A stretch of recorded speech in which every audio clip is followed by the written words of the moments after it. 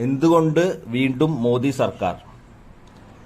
ഒന്ന്, highway roads 2014 20,000 kilometre, 2023 55,000 kilometre. Metros 2014 5 metros, 2023 20 metros.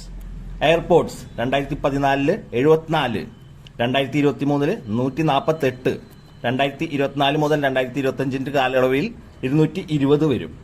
Medical college 2014 350, 2023 350 plus 262 വന്നു. AIIMS കോൺഗ്രസിന്റെ കാലത്ത് 1 എണ്ണം, വാജ്പേയി സർക്കാരിന്റെ കാലത്ത് 6 എണ്ണം, മോദി സർക്കാരിന്റെ കാലത്ത് 15 എണ്ണം. Digital transaction 2014 4%, 2023 77%. അതുമാത്രമല്ല, ഓൾ വേൾഡിൽ 40% ഡിജിറ്റൽ ട്രാൻസാക്ഷൻസ് ഇന്ത്യയിലാണ് നടക്കുന്നത്. ഇന്ദിര ആവാസ് യോജന കോൺഗ്രസിന്റെ സമയത്ത് 24 ലക്ഷം വീടുകൾ, മോദി സർക്കാരിന്റെ കാലത്ത് 3 കോടി വീടുകൾ.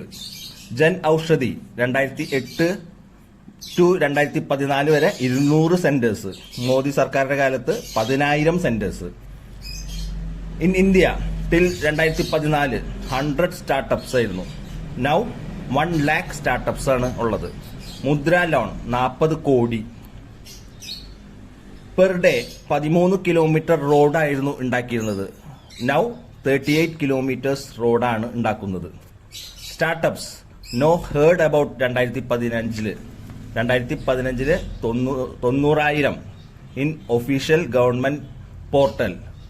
ഇൻ ദിസ് 100 യൂണിക്കോൺസ്, അതായത് ഏറ്റവും വലിയ തരത്തിലുള്ളത് 8.5 കോടി വാല്യുവേഷൻ ആണ്. ഇൻ ദിസ് 3 ലക്ഷം ജോബ്സ് ആണ് മോദി സർക്കാർ കൊടുക്കുന്നത്. Thank you.